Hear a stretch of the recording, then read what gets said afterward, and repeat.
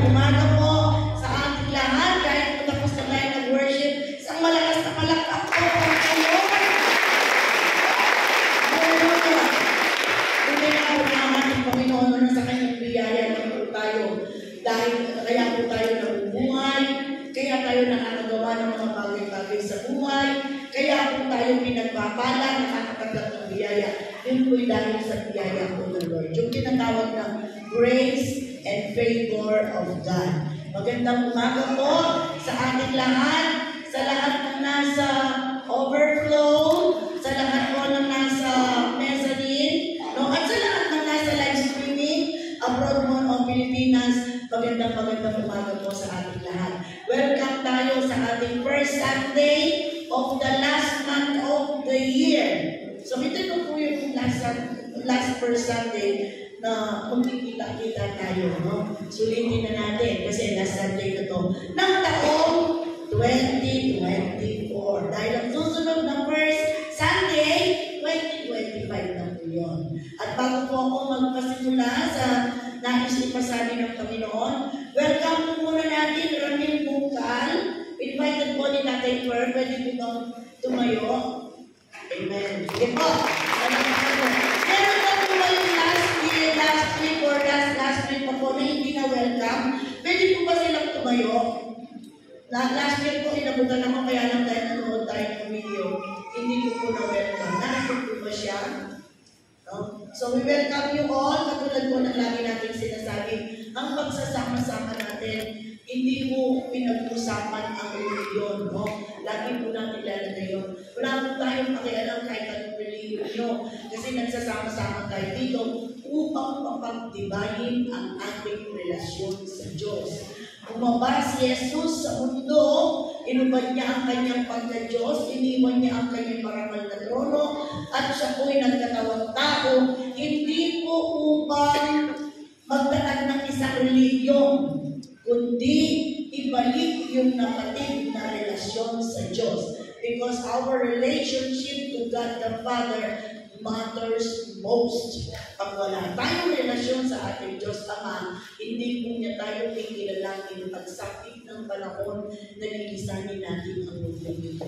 It is only our relationship to God the Father. Ang buhay sa mundo temporary. Walang permanent dito. Kahit kung mabuhay ka ng 100 years, mayroon pa rin hangganan. May expiration date.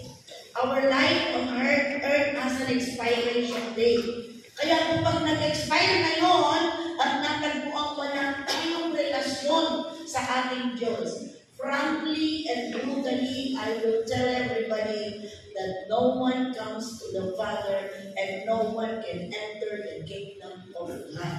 Kaya nga po ang Diyos na mabuti at mabiyaya ay naghubad ng kanyang pagka-Diyos, bumaba sa lupa upang tayo kung lahat ay magkaroon ng ugnayan sa Diyos Ama. John 1:12, sa lahat ng tumanggap kay Jesus ay binigyan niya ng karapatang maging anak ng Diyos. So kapag tayo po ay tumanggap kay Jesus, technically, hindi po nagsisimbahan. Iba yung nagsisimba, iba po yung tumanggap kay Jesus. So po, maaari kang nagsisimba pero wala kang hindi mo tinanggap si Jesus. Ang sabi ng Diyos, hindi ka anak ng Diyos. But anyone who received Jesus in their heart, adopted po tayo as sons and daughter of the living God. No? Kaya kahit fatherless tayo, product tayo ng broken homes, namatay na yung tatay natin. When we have Jesus in our heart, ang Diyos po ang ating Ama. Palakpakan natin sa Diyos. Habang ang ating buhay sa mundo ito ay naghihintay tayo sa takdang panahon na babalik si Jesus or the Lord will come upang punin tayo. Kailangan mo tayo mabuhay ng sagana because Jesus came on earth. Napapa-English ko kasi I've seen the presence of Brother Sidney, Sister Rose. Let us welcome them all from Arizona. Tama ba ako? From Arizona. I think they will stay for a long time in the Philippines after how many years. And also Joshua is here with us. Meron din po pala tayong galing ng Canada. No? The Panan family are here with us. Yes.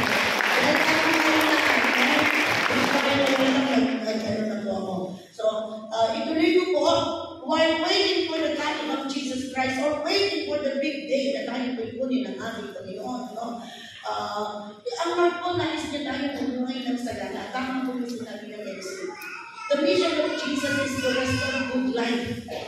Yun po yung kanyang mission. Mawala tayo sa kuko ng kahirapan, unang-una sa kuko ng kasalanan, sa kuko ng kadiliman, and eventually sa kuko ng kahirapan. Dahil promise ni Lord, I came on earth to give you good life. Bigyan tayo ng isang buhay na ganap at isang buhay na kasiyasiya. That is the purpose of God. Kaya po habang ang ating Panginoon ay hinihintay natin at tayo magkaroon ng isang good life, meaningful life, functional life, operational life, binigyan niya po tayo ng mga kaloob. And we call them the gifts of the Holy Spirit. No? Kung nakasubaybay po tayo sa ating pag-aaral, ilang gift na po yung ipinapangako ng Diyos sa Iglesia. Ilan na po? The gift of knowledge, the gift of wisdom, the gift of faith, the gift of miracle, and the gift of healing. Nakakalima na. Kung lahat po ng limang ito ay ma-exercise sa ating simbahan, ay what a life we will have in Jesus. No? And again, sabi po, it is our prayer na tayo po ay magkaroon nito. Maaaring yung gift of knowledge at wisdom nasa iba, yung isa naman po may gift of faith, yung mga ilan naman po may gift of healing, yung iba naman may gift of miracle. Hindi maaaring wala tayong sa limang ito. Hindi maaaring wala. Hindi naman ibibigay lang sa iyo ni Lord. Kahit po naman, lalo na po ngayon yung panahon na excuse me po kay Lord, panyalita ko niya mga ito sa atin. Napukarang matakot pa rin tao. Kahit po nung po yan, mas po talaga na itang, katakot. Itang makapitong po yung katakawan. Itang, ulit po ang kami sa atin ang unlimited sa pizza, chicken wings, in-effect ko na po hindi ko lang tao. Pilipino kung may ginagsugawa. Pinakot ako. Ganyan mo kurente na. Takot. Ganun na. At talagang buwan ako na. Pagkati po kimobra. Pagkasta niya sa limita. Tindahan mo sasakot na mobra. Working in every night. Working in the morning. Working in the afternoon. Working in the evening. Kung sa bagay po yun, they never stop working. Pero tayo ng God. Di ba? The Lord never stop working. Kaya kung kakatay ka, Lord, if you don't stop working, why should we? Why should we? Di ba? Di po ba? Tingnan po kaya kung i-many, ang pagpunto, for us to rest in the night, and for us to work in the morning. O nung night shift na naman, to work in the evening, but rest in the daytime. Kasi makayanin yung rest na niya po yan. So working at night. Nevertheless, ipupunto ng po ni Lord, dapat we are working and we are resting. Nepo, dapat po yung Lord, sige na nakakapag hindi po get and never stop working tamo. Ikatawag po, it needs rest. Nepo, it needs rest. Bagaman di kami kumikita, medyo mananapunta ka bago nagyayututut. Pero, pag may nakot, hindi nga naman naman kung sino paano may nakot. Mo bisa mag-uramang asa na lang ko. Mo naman pumasantig. Amen po. Kaya naman, mapakay naman mo bisa mag-uramang ito. Hindi pumasantig ito. Kaya kung the Lord is giving us gift for us to use them para kung maging meaningful in yet ang life. Ang pupurin Lord, alam tamo. Hindi mo po, God is a God of fairness and God is a God of righteousness. Alaya kong lalamangan, alaya kong karagabiyatuan, kaya natin. God is always fair. Nung atin niya, atin kanaman, itaman po, itaman. Sometimes we just don't discover the ability, the capacity, the intelligence, the talent na bigyan ng Lord kaya natin. But once we discover the gift of God, kung yan ang pumiling ko kay earn. Tayo ko sabihin, maniwala, pastoray lang pwede. O, diyan kung magawa kayo, hindi kong memories video eh. Pero yung pinisip, mag-rayuman ako. I-rayuman ko lang, punta. So, pwede namin the gift of knowledge and wisdom. Unya ka kumakarot ko, anak ko kaklakapon tumako. O, di sige lang ang gift of knowledge and wisdom. O, tanong ko, may gift of faith at yung kaya ka. Nano ba yung reason ko for you not to have faith? Nako, kaya na nga eh. O, sige lang, hindi ka gift of miracles and healing. Nako, pero ang gift of faith, dapat na siya yung as long as we have the Holy Spirit in our life, we will never be left empty-handed by God. Walang-wala. Sa kaya sabi ni Lord, nothing is impossible. Nothing is impossible. Ano lang ang imposible kay Lord? Yung nothing. Nothing lang ang impossible kay God. Everything is in the Lord. Everything we need, even those things that we do not need, na kay Lord. Nothing lang ang impossible kay Lord. Anong imposible? Yung wala. So, lahat ng imposible, na kay Lord. Is it possible for you to become good? Yes, na kay Lord ang source. Is it possible for you na magkaroon ng magandang buhay? Yes, kung na kay Lord, kasi lahat ng imposible, na kay Lord din. Nothing. Kaya mag-isip ang alam ng dugo, kalulo ng dugo, manyag kami dugo, sasapan na kami dugo, kunin, hindi ako dugo eh. Kasi kung sa dugo, eh, o kunin, magdamya ka lang magparuguri kuya pa. Manyadya ka lang magparuguri kuya pa. Anyang pinigyan ako ng dugo. Makutahan ko nga rin. As Christians, kailangan po, let us get away from those attitudes. Ano po kanina? We have God. Paano po sa diretso kayo ng maligaya? Pakalita ko, bulisan ko, magiging kilo. Kaya pati ba ko na kaputi, may magluwa ko lahat na. Mas anak kasi ba ako, anak ang kaslagan mo pa. Nung maraming kilo ko. Yun ko maraming.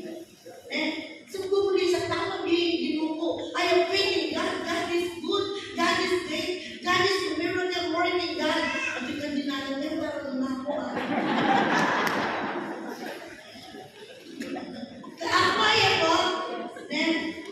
if we want miracles in our life, we have to live in the miracles of God. But God can do something for you. Kung kahit mo sila, Diyos, tamo din ang mga tao eh. Kung tamo din ang problema niyo, kaya pwede kamarang ka na ako. Bakit mamarang yan tabi? Ay, lumapit ko mga ate, lumapit ko mga boyo, lumapit ko mga iba. Dahil kukuha natin even those young people who have faith in God. And they live in the blessing and favor and prosperity of the Lord because of faith.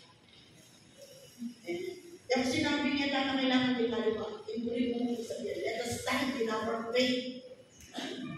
That our God is a miracle working God. That our God is a way maker for the way making God.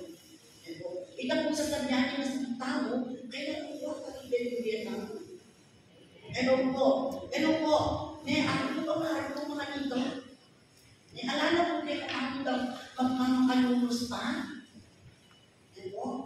We have to live in the miracles of God because God is a miracle working God. Every day of our life is a miracle. And we have to live in that miracle. Kaya po, miracle happens to those who believe.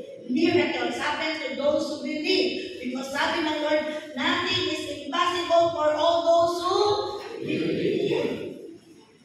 That He is faith. So, for this day po, isang gift, the Lord will bestow another gift for us. Nais mo po kayo pakitaan ng isang picture. Yan. Ano po yan? Megaphone. Tama, megaphone. Kaya po ang tawag din ng megaphone. Kaya nung po namin nandito ang megaphone, ginawas din yung marites. Bakit po ang megaphone? Di na rin pa itanong po isang tala parinig. Wala po pala ako sa iyo gathering. Mga yun po kasi ano hindi na ito alam eh. Pero tayo nabuhay tayo nito. During those times na hindi pa tayo digitally inclined, no?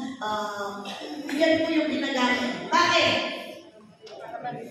One, hindi po mag-mic na lo at inalang sa speaker, again. Kanta po mak, megaphone lang po net. Pag may sports fest sa school, pag may megaphone lang, walang sound system. Pero ano ang purpose ng megaphone? What does it symbolize? Lalo niya po. Huwag po gagawin ng megaphone. Ano po? Para masabi yung malinaw yung nais sabihin. Pag nag-a-announce, ginagamit yan. Dati sa basketball ata, ganyan lang ang ginagamit, no? Megaphone lang, ito ka tsaka trompa.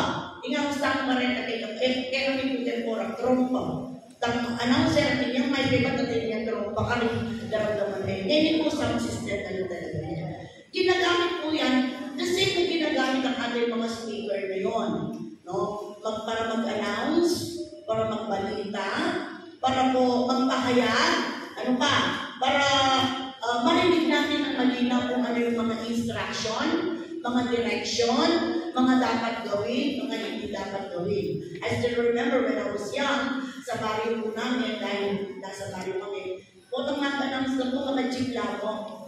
Kaya ba't lalakad jeep lang, jeep mag-announce siya po, Yan po, like chat na mo, like sa mo. Matitang gawin, mag-power ng kata po, tutulog kayo sa meron. Modern times po, ginamit na po, pero ito po meron mag-announce. Yung megaphone po dati, battery operated na, ngayon po, microphone, speaker, mas malino, mas maganda, mas maliwanag, mas high-tech ang pagdadala. Pero, hindi pa rin nawawala yung mga announcement. Tulad nyo, no? Nagkakayag ako sa inyo, gamit ko microphone. Imagine, sa dami natin to, kung dati megaphone lang ang gamit. Kaya yung mga daramdaman. So, we improve po igamit yung megaphone. Pero the purpose remains the same. To announce, to give direction, to give instruction, to say kung ano yung dapat na mensahe. Mga magulang po kapatid, isa po sa biyaya o kaloob ng Diyos sa ating buhay ay ang megaphone.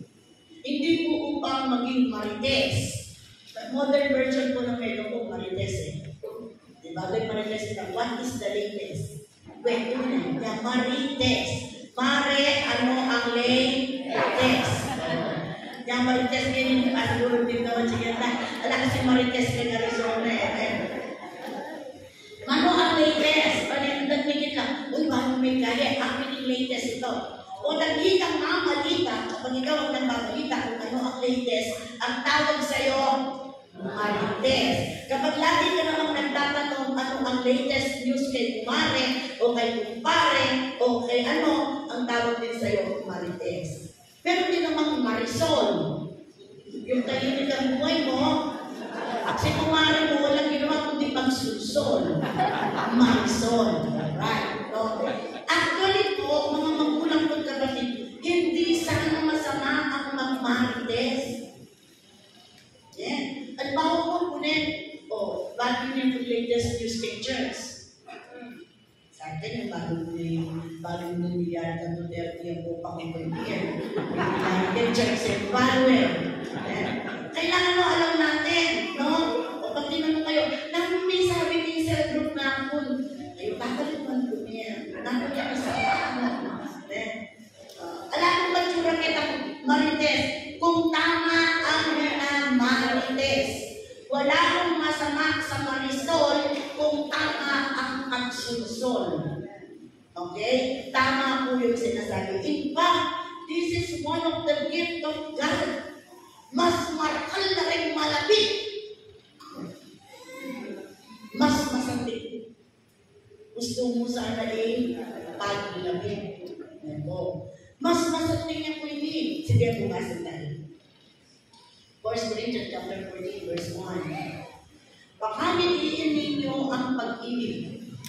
Hangarin ninyo ang mga kaloob na espiritual, lalong-lalo na ang mga pagpahayag ng mensahe mula sa Diyos. Okay? Verse 2. Ang nagsasalita sa iba't ibang wika ay sa Diyos na nakikipag-usap at hindi sa tao, sapagkat walang nakaunawa sa Kanya. Ngunit nagsasalita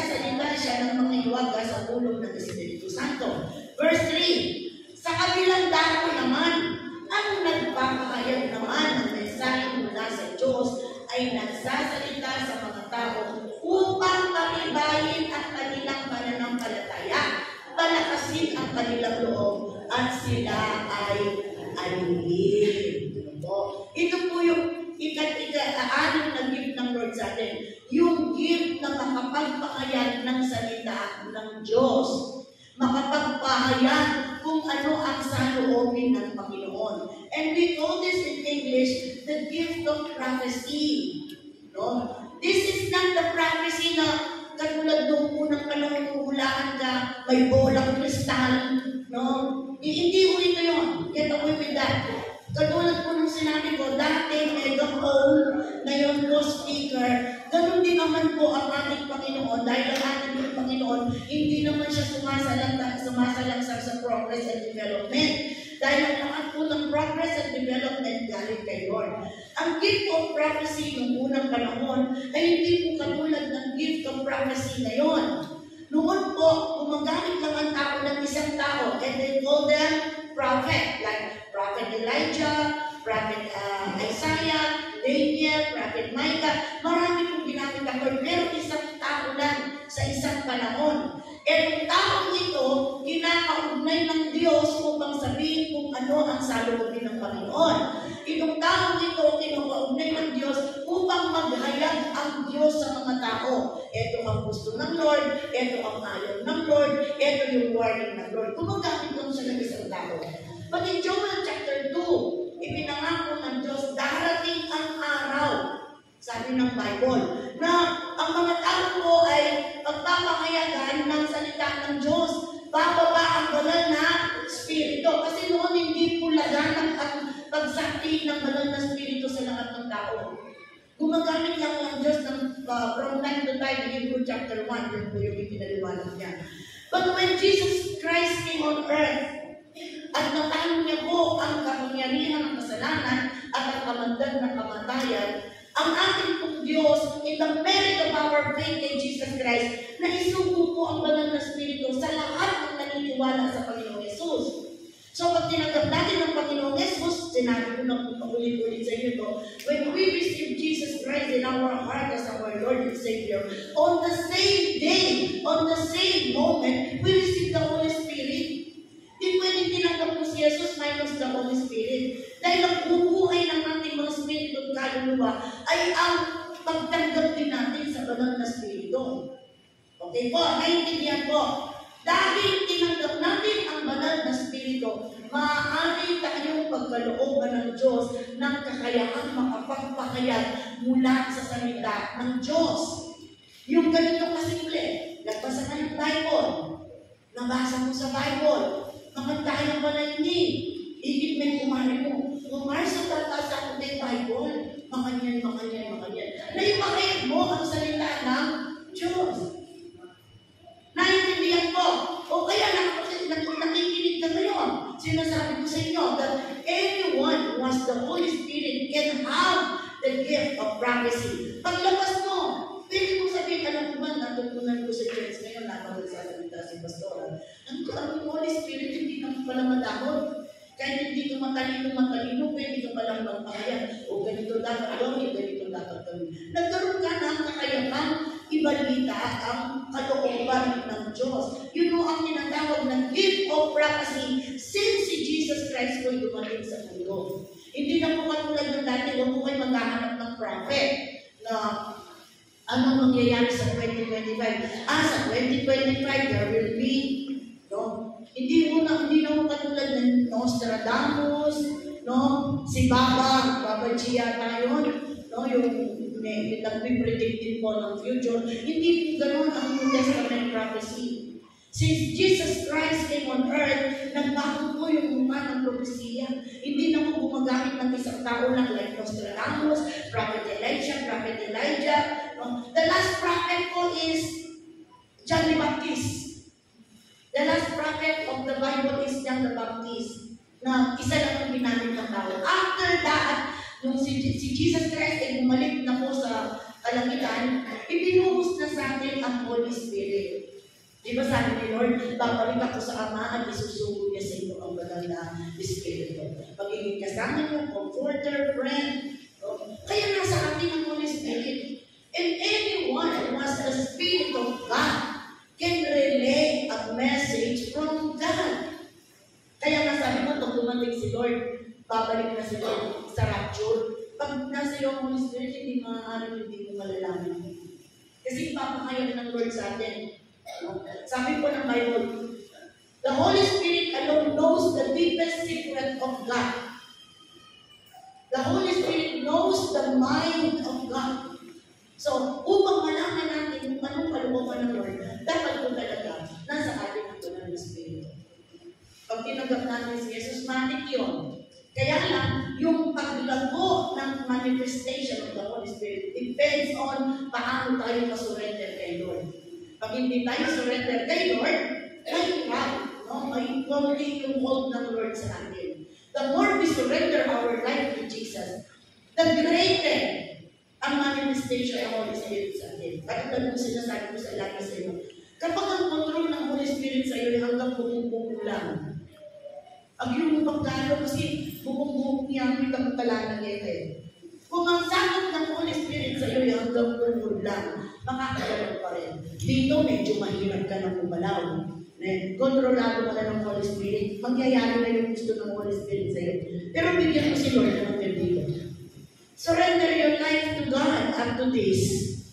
Holy Spirit na ang makikita sa iyo.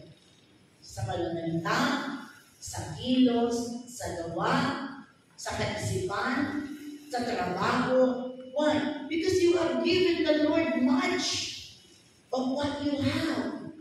Pero kung hindi natin kaya pagkatiwalaan ng Diyos ng lahat sa buhay natin, mahirap makakilos ang banal na Espiritu. Mahirap tayong kakitaan ng manifestation ng Holy Spirit. Di tayo makikitaan ng katalinuhan at ng karunungan. Di tayo makikitaan ng faith. Hindi tayo makikitaan ng miracles and healing. Bakit? Kunti ang hawak ng Lord sa iyo eh. Umiiral pa rin yung me, myself, and I. Umiiral pa rin yung mas naniniwala tayo sa mundo kaysa kay Kristo. Mas umiiral pa rin ng matakot-takot ka rin ang pag-ibagi niyago kaysa kitang matakot-takot ka rin mag-ibagi patungkol kay Dino. So we can have all this gift as long as we believe in Jesus Christ, and as long as we surrender our life to the Holy Spirit. And what a life it is, living under the care and under the wings of the Holy Spirit. No? China-challenge nga tayo ng Lord eh. Follow me, Lord. Follow me. Yeah? So what is the great gift of the Holy Spirit? What is the gift of prophecy all about? Number one, the gift of prophecy, tulad ng sinabi ko kanina, is a message from God. Mensahe ng Panginoon. It may comes from the Word of God, maaaring nanggaling sa preaching, nakinig ka ng preaching, or maaaring nagbasa ka ng salita ng Diyos. Walang ibang pinagmumulan yon. Hindi po yung galing kay Presidente. Hindi po yung galing sa Vice President. That is not the message of God. Ang message po ng Lord, the message of the Lord, always comes from the Bible. The message of God always comes from pag may nangangaral ng salita ng Diyos. Minsan po ang Diyos nagpapakayag din sa pamamagitan ng dreams. Sino sa inyo nananaginip? Dahil lalo na nung mali ka mapalinap, then all of a sudden, may hinap ka. And damdaman may kapalinap mo, wala mo ating niyang meaning. Maybe the Lord is talking to you. Diba? Ating niyang bulit sa kaya ni Lord Kema. Those are messages from God. Diba? Kaya na sinasabi ng Korinto, ang makapagpakayag ng mensahe mula sa Diyos, sana. Diba? Mula yung Diyos in message. So this is very important.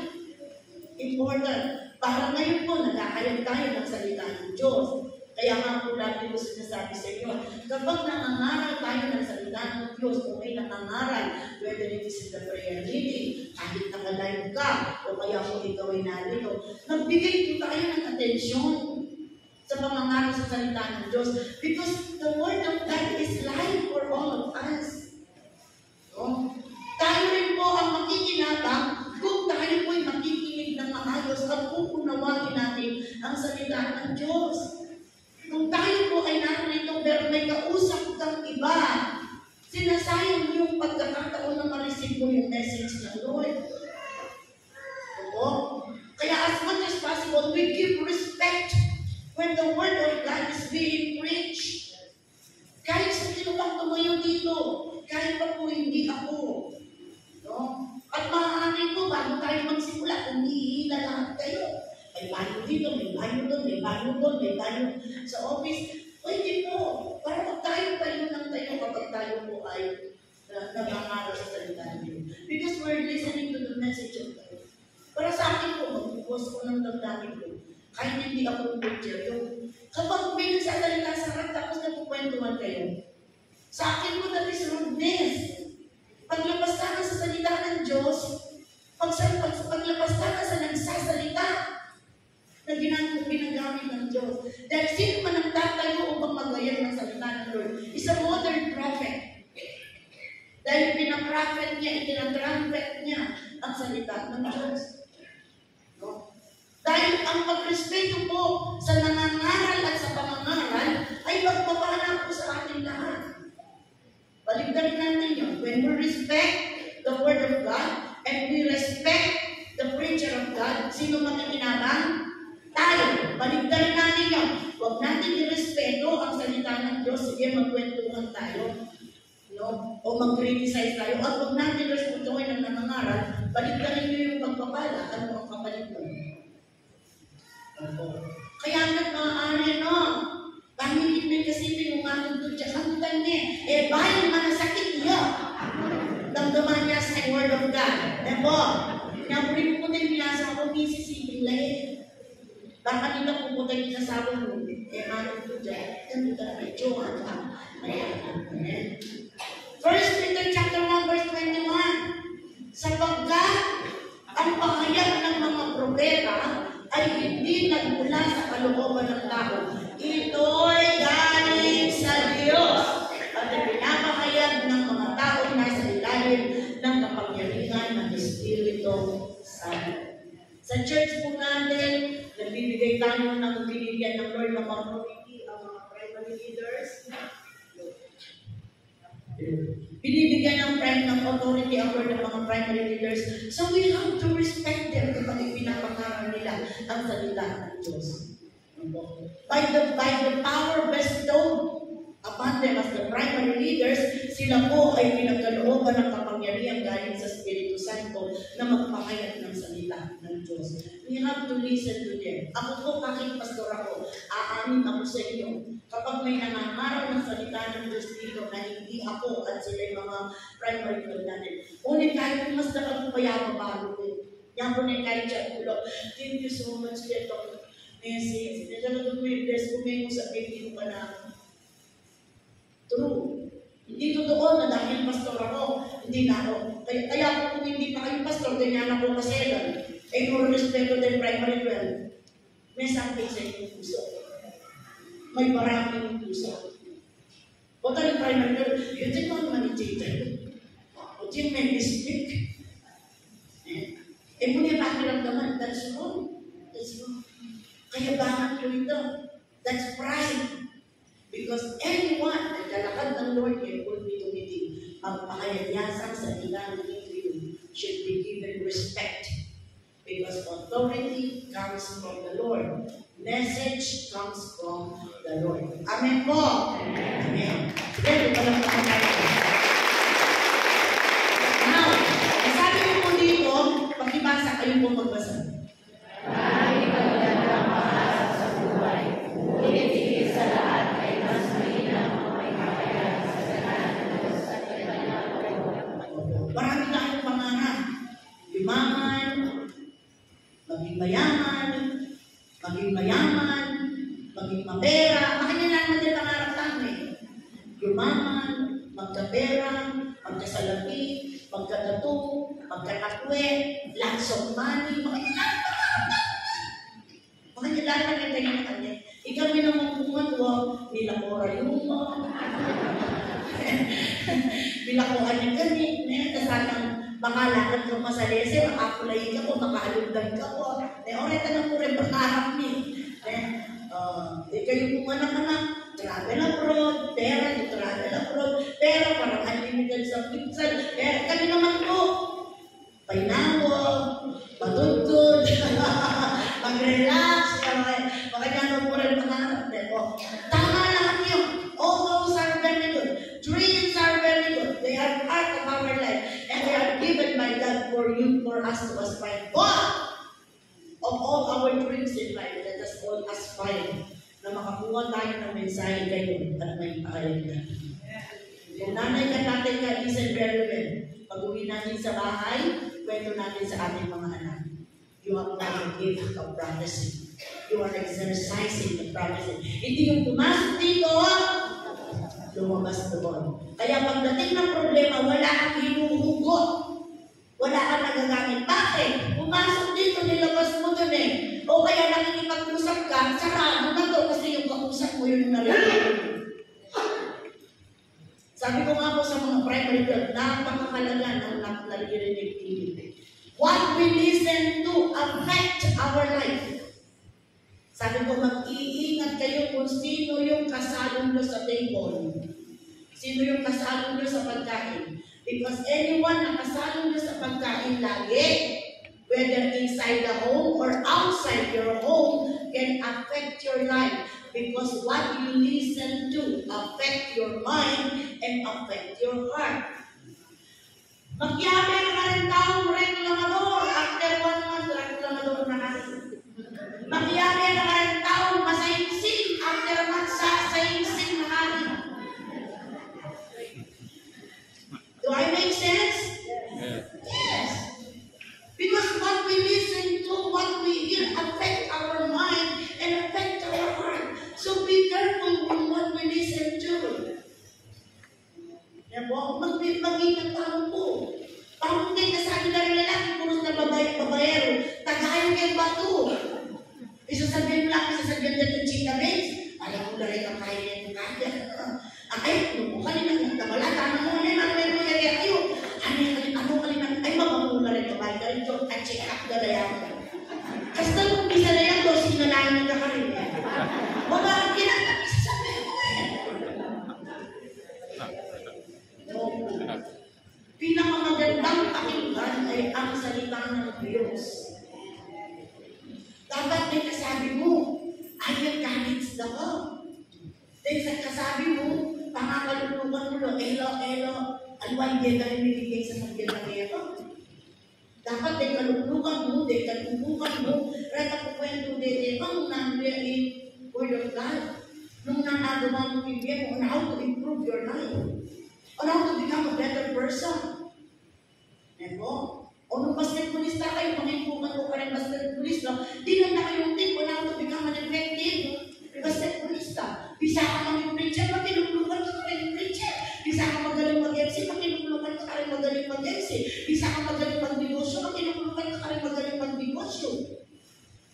Bisa ka maging expert in marites, makinuplukan ka rin marites. Birds of the same feather. You follow, you listen to what you want to become. Pakiramdaman mo ang kulit at nung nang-bring mo mangyari niya. Ako pa na niya sasabihan, why will I worry in treading my way if I follow who leads the way? Inatin na kung tama, o bigatin na ng kepon, nang gawin ko, nung bago ko yung katakikyan ko. Yung katakikyan ko, kung yung pagiging pastor Bernard, natin yung pumapatunayan. Pastor Edgar, natin yung pumapatunayan. Oo, saan ako tatakot na since ko yung katakikyan ko eh. So, nung tatakikita mo ko, namin talarita natin ang patunayan din din. Daka mo mag-advise kayo katamo on how to become rich. Pero yung nakakalimutan, practical mo lang nakakalimutan. Kaya ba't hindi na nakuntik on how to become rich? Ako ba yung mga sabihan, tamang nilang ko, it has effect on our life. Be careful whom we are talking to and whom we are speaking to, or whom we are listening to. Our pagkikinig has something to do with it. Nung halimbawa mo, kung di pa patay kong may asawa, manyan kang advice kay babayero. Balik, pumasara. Mamaya kang advice kay babayero. Maligo. Eh, nakuha din ako ng niya sa wala advice na gero. Eh, yung ako bro, ako, lakuan mo na. Kaya ako ka na, lakuan mo. You get what I mean? Maganda po ito eh. So, it matters. It is very important for us to listen to the word of God. Listen to the people who brings good news. Listen to the people who have proven themselves better. Because they will affect us. Therefore, be careful with our companions. Be careful with our group of friends. Be careful. Sabi na po John Maxwell, people around you can make you or break you. People around you can make you or break you. People around you can encourage you, can make you a better person. Pero atin kong tao, na wala mo okay lang kayabi. Pero ewan na lang na mga Lord. Atin kong tao, maganak ka lang kay lawe mo, pero kagulot mo ang dahan-dahan. Atin kong tao, wala na makasuportala. Pero they take you away from faith, and be careful with those kind of companions and friends. Then, panunantala po rin ang makapagsabi ng salita ng Diyos who can give good advice because they are led by the Word of God. And po, pangalawa, the gift of prophecy is a message from God, and it's a message of life. Para magkaroon tayo ng mabuting buhay. Kaya tayo nakikinig sa pangangaral ng Lord para magkaroon tayo ng mabuting buhay. If going to church and listening to a sermon will make us bad person, ako po daratan. Nung kaya pa magkiramdam yun, kinangan mo rin gino, pa mag-central view at pa mag-attend yung prayer meeting, natin marap po kung tao, kaya na kayo yung daratan. Because the purpose of God's message is to give us life and life to the fullest. Yan po. Kaya po yung pasayag namin bawat domingo. There are 7 days in a week. 6 days are given to us to spend. Kita mo kita. But the 7th day belongs to the Lord. Because life sustenance comes from the message of God. Kung tayo naman ng Ginoo, ay tindihan tayo. Malino yung ay tindihan namin. Itong biyeda, lalo yung inlight namin. Minsan po bisa kong bumababye. Sisip ko, bisa kong bumababye. Ala na kung pwede hindi mo, kututan mo na eh. Kung mangarap ka makabagye, para ano? You get my point? You want to have a good life? Listen to the message of God. You want to revive? You want to have revival physically? You want to be healed? You want to receive miracles? And you listen to the message of God because the word of God is a miracle for all of us. Amen. Sabi na kami kaya pang-members, sa kabilang dako, ang nagpapahayag naman ng mensahe mula sa Diyos ay nagsasalita sa tao upang pagtibayin ang kanilang pananampalataya, palakasin ang kanilang loob, at sila'y alipin. This is all for good life, strengthening our faith, encourage ourselves, and be inspired. This is life. Nakusay-say din buhay, lumakay na ang panelo. If you are discouraged, if you are lonely, what is the essence of life? Nakalaga na yung biyan. Then, ito pa rin lang sa sakyon, when you have faith, strengthen din ang faith mo, nandiyan din ang kaya yung tinarap mo, masaya kayo. Pero kung discourage ko, stress ko, depressed ka, tingnan anxiety, o dyan ang luto, paparado mo rin manungkit ko. Talagang, ako pa yung bring sa biyan. So the message of God will bring life to us. Why? Number 1, letter F. Kunin natin yung acronym ng life. The message of God lift one another. Ako ba lang kunin ba? You can be honest rin mag-feedback kami po. Sharing po ka rin primary interview. Kung nakapag ka siniba, kaya mo siniba, makalambot ka. Diyos ko, may pagkalukin fellowship. Ay, may sora ko pa doon. Ikin kaya may kanya yung solusyon ko. Ay, kami yung darenana. Ay, bakit nandito? Hindi mo kaya kayo makanya ko daramdaman. Isabi lang ko, please. Isabi lang ko. Because when we go to church, the purpose of the Word of God is to lift one another. There are so many problems in life. Kaya di Pilipinas, grabe, takot na takot na takot. Then negosyante, then kapitalista, parang nagpapagda. Takot kayo po? We live in the Philippines na puro mapagsamantala na nagbago. Lawin niyo po, ray magluto, ken lang, lumanag na kayo lang. Agad na sa gananan, konting buo nakikita ka ng malakihan. Palit ang nakapokus ka rin. Di nakapunan, di na kayo, parang pangagul na panaglutan. O pang natutulong magluto.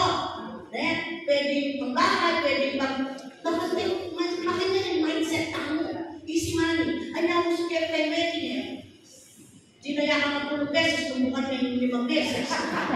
Tumog ka makayo, lalito, ang kalasaya kita mo. Kasi makita yung mindset mo eh. Makita yung mindset mo eh. Diba? Bakit hindi sa pupusan eh? We want to live at the expense of others. Then ano, bakit pabigyan may masipag at yung mga libero? O hindi kami kapera kita, bakit po kang magnegosyo kayo? Tingnan po kung magnegosyo eh. Diba?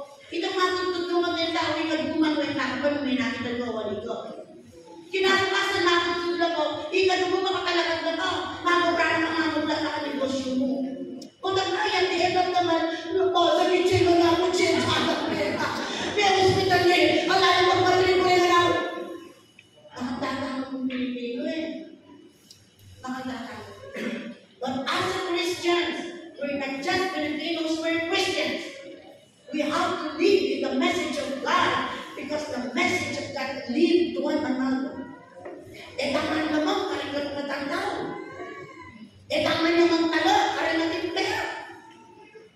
We live a decent life. We encourage one another because the Word of God encourages us. Dapat mo bang sisimba mo, may encourage tayo. Amen po? Amen. Dahil kung sa mama kayo, dapat naman umakisan mo kumayap. Kala ko yung bukay niya, alam ko man na yung baybay. Gusto. Nakbakma ako. Okay, magrana na ako na kayo. No, that is not the purpose of God. The purpose of the Lord is to lift one another. Then, kalwal tayo kayo, you will feel refreshed. Ano ang prepare ko namin, si Pagulatan ngayon. Ito parang hindi kayo tiyerno. Bebe, ano. Anyan dyan, marami yung pinta mo. We tried everything to give you comfortable chairs. Kasi part ng pita eh. We want to try the Word of God. We want to live one another. Pangalawa, instruct. The Word of God gives instruction. Nemo, kung ako mag-message sa amin, kahit yung nanakita instruction ni Lord, dapat pala mag-to. Dapat pala mag-pray. Dapat pala unahan ni Lord. Dapat pala, enak pala nakipag-pray pa rin babayaro. Siyempre, hindi ka mag-babayaro kayo. Nemo, ako yung sabihin, the Word of God gives instruction. Dahil mga nasa kita mo. Kailangan mo natin mo yan. Hindi, turang na dito. Naman po ko kontrate kayo, bala kayo, yun. Ganun pa rin sasabihin mo, I don't change people's heart. It's the Word of God that changes the people's heart. You do as you please. Gayon yun eh. You do as you please. God, kayo kung paguray magtitigilan sa building ng mga Pilipino. Because that is my job. That is my work. The Word of God instructs us. Kailangan po meron ng instruction. Amen po? Pangalawa, the message of life will strengthen our faith. The miracles, the wonders, they lead us to God. Nang mga activity na magpalayo kay katawag kay faith ang God, we have to stop it. Nang mga gagawin tayo that lead us away from God, we have to stop it. But any activity that will strengthen our our faith. That's from the Word of God. Kailangan yung Word of God, patatagalin kayo ang faith. Dili na nakatamong instruction, bata mo lang kung maging malapit kaya nakatamong. Kaya po the Word of God is life. It lives one another, it gives instruction, and it strengthens our faith in God. And last, it encourages everyone. Kailangan po may encourage tayo. May encourage tayo, mag-view mo yun. Yan po sabi niya kayo, masakit kayo po, happy naman ka mag-encourage. Ano kasakit niya? Bago kita kamantangan, nakaninit ako. Nasa tingin ko, may kasakit na mo rin bengan mo. Meron kong balasay, so kasalanan mo pala. Magdusa ka. At anak-anin ko makantanin, kailan ko maka-encourage din eh. Intangin ka magkagaling ka sa tingimalan. Anin ka sa tingimalan, sa tingimalan ko, pero matabahan mo. Hindi na kami may pagkakatabahan. Ano? Hindi na kami may pagkakatabahan eh. If we have the Word of God, mag-inspire tayong tao eh. Walang buya, sana yan. Pagkakit na Bago pinamagtan eh. O din natin pang malakbo, men. Kasi, sasabihin tayo po, the gift of giving. Sabi mo ko rin, ang sabi ko kami kayo sa mundo, happy kayo mo. Even your smile is a generosity. More good words who are giving also. Misgiving po itang huwag ka paling mo, hinahang ko, meron rin kang mga nila. Balang doon. Kahit balang tayo, balang ko. You don't encourage people. When you have the Word of God in you, you always encourage people. Gusto yan mo? Kindness, goodness.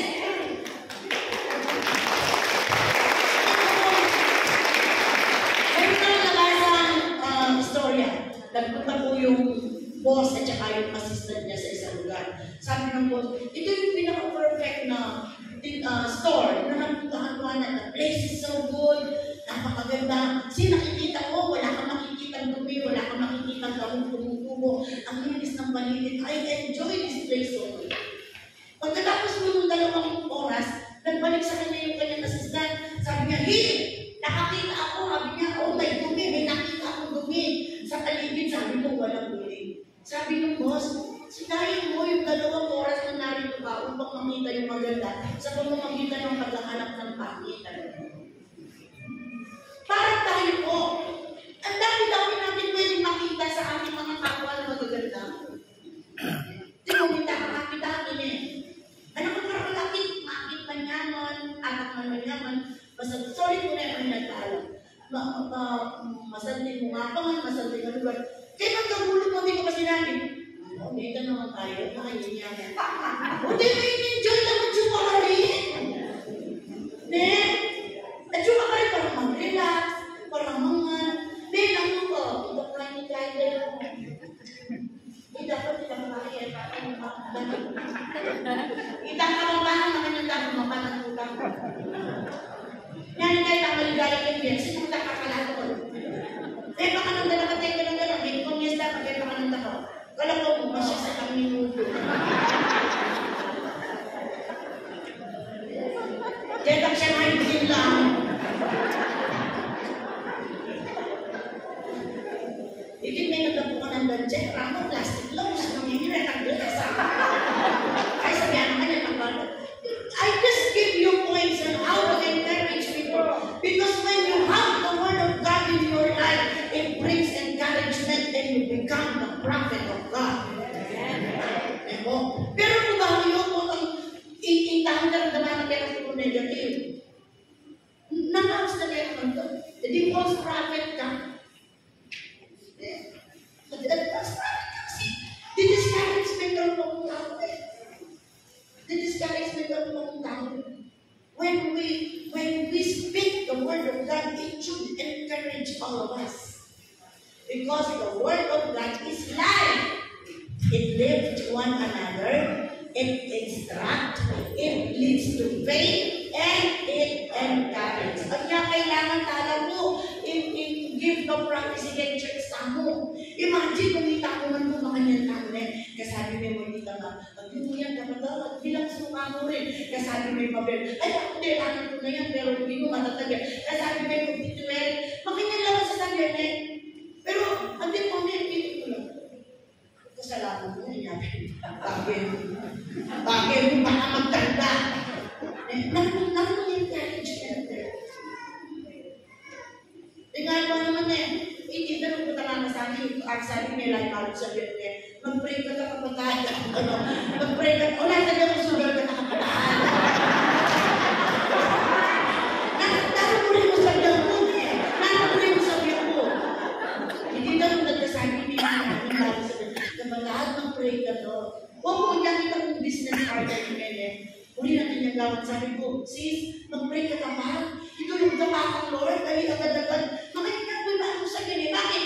O, ito po yung life. That's the message of God to lead people on how to pray. To lead people on how to have faith in God. To instruct people on how to come to God.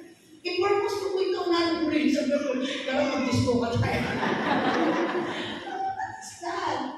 Because when you have the Word of God, you lead a person, you instruct a person, you lead people to have faith in God, and you encourage people.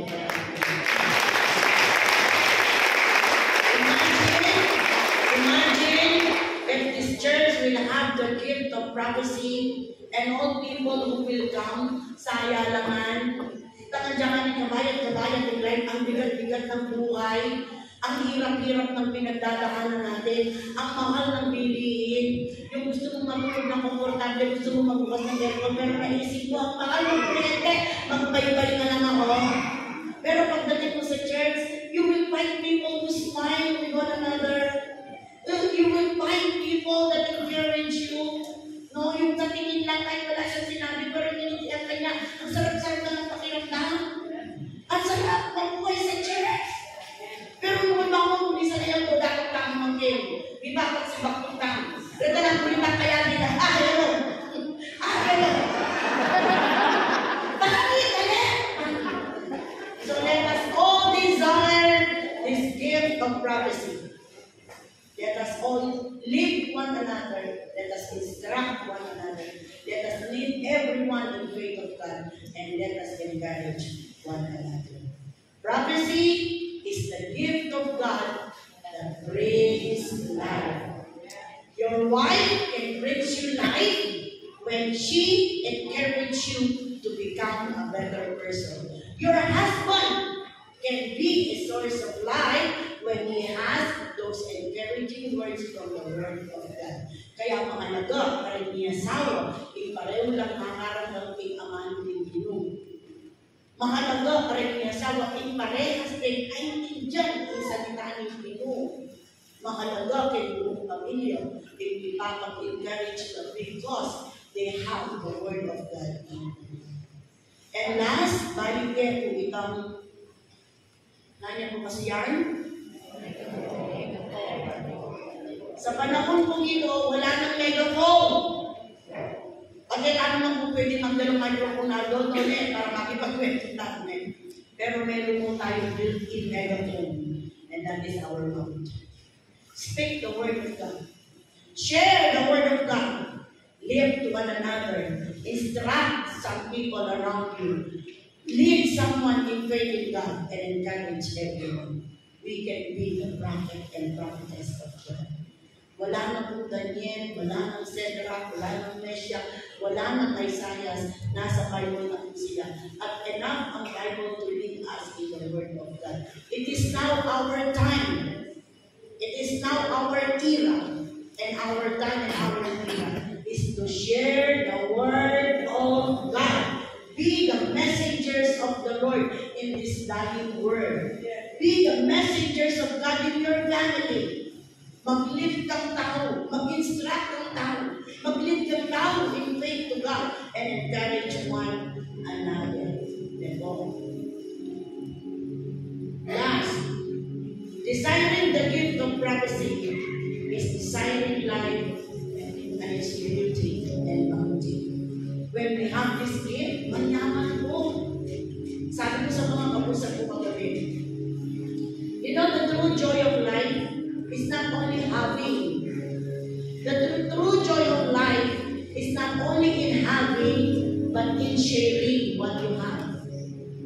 If you have the Word of God, don't hesitate to share it. If you have faith, don't hesitate to share it. If you have the gift of healing and miracles, don't hesitate to pray. Kung matalino tayo, marunong tayo, don't hesitate to share.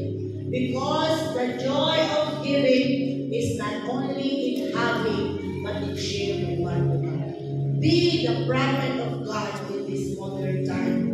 Kailangan tayo ng simbahan, kailangan kayo ng pamilya nyo, kailangan tayo ng ating lipunan, kailangan tayo ng bansang Pilipinas.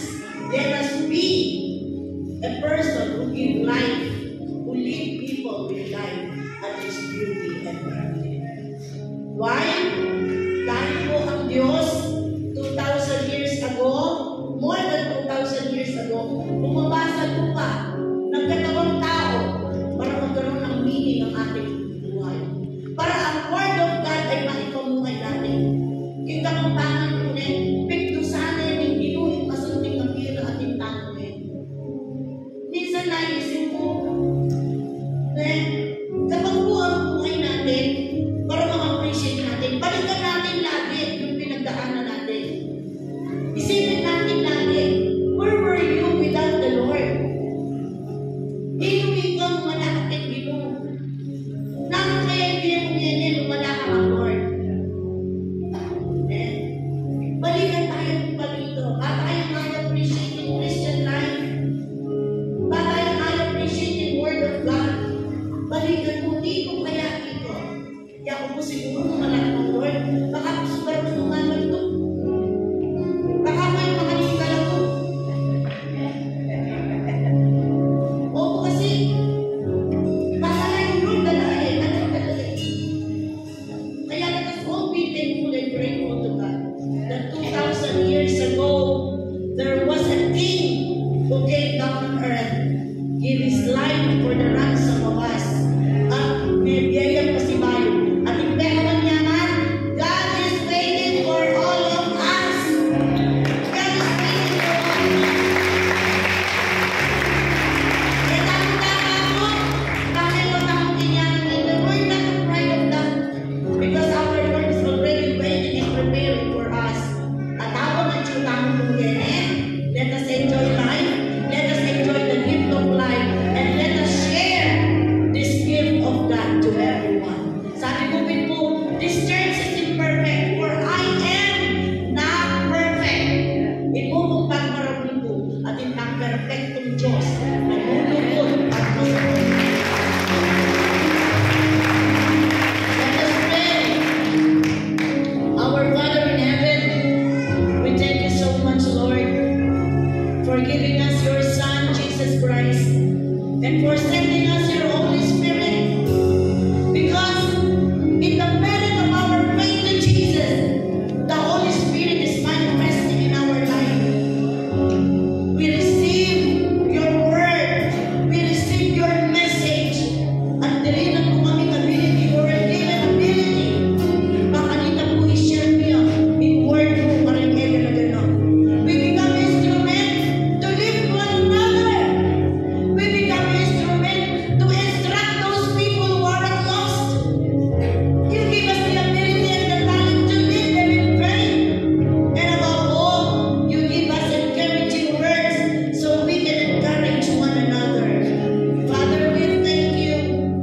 No matter how imperfect we are, you are a perfect God who always give us your message so we can live on. We can live a happy life. For this, Lord, we thank you and we praise you, God. Allow us now, Father, to remember what you have done on the cross. Allow us, Lord, to feel it in our hearts that 2,000 years ago, there was a king who came on earth to give his life for all of us. Father, we want to remember you. As we break bread this morning, mag-bread mo po, Lord, na ayalanan ako. niya naging krus ng Kalbaryo. Alam mong kwento, you cannot forget. But because of your death on the cross of Calvary, we are now living a meaningful life. Lord, allow us to worship you. Allow us to honor you. Allow us to adore you, O Lord. Hallelujah, Jesus.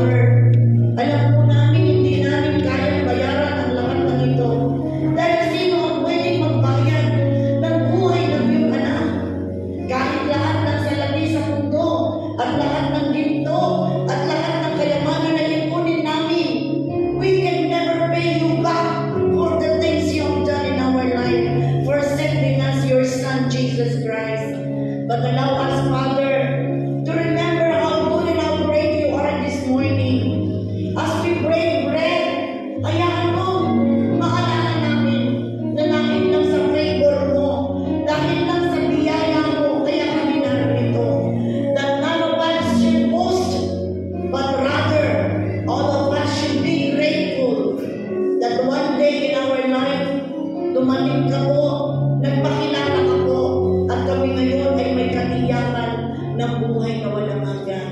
Salamat po at hindi rin natapos sa buhay na walang hanggan ang pakikialam mo sa aming buhay. Bagkus, sa pilit ng aming pananampalataya kay Jesus Christ, tinitiyak mo, Ama, na araw-araw kaming sinyon, araw-araw kaming provided, araw-araw kaming makakaranas ng iyong goodness. That is why we thank you, Lord. And so with a grateful heart, sa isang pusong nagpapasalamat, amin pong inaalala ngayon ang pagbaba ng aming Panginoong Jesus sa mundong ito at inaalala namin ang kanyang walang hanggang pag-ibig sa bawat isa. Ang Panginoong Jesus, nang gawin siya ikanagkanulo, ay tumungkot ng tinapay.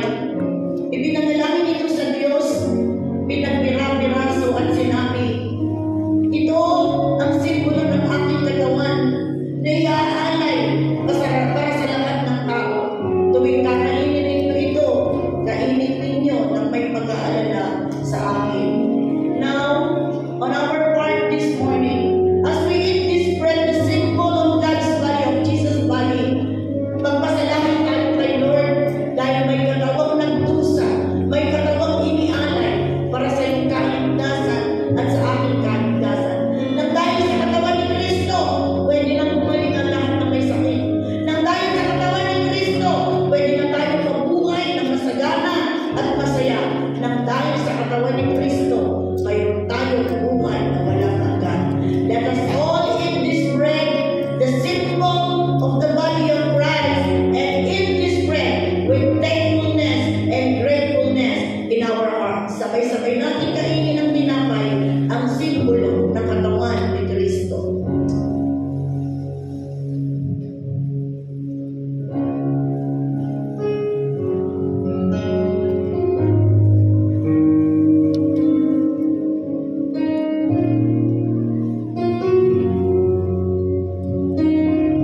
Matapos ang hapunan ay kinuha ng Panginoong Jesus ang saro at kanyang sinabi, ito ang saro ng bagong tipan na ibubuhos para sa kapatawaran ng inyong kasalanan. Tuwing iinumin ninyo ito, inumin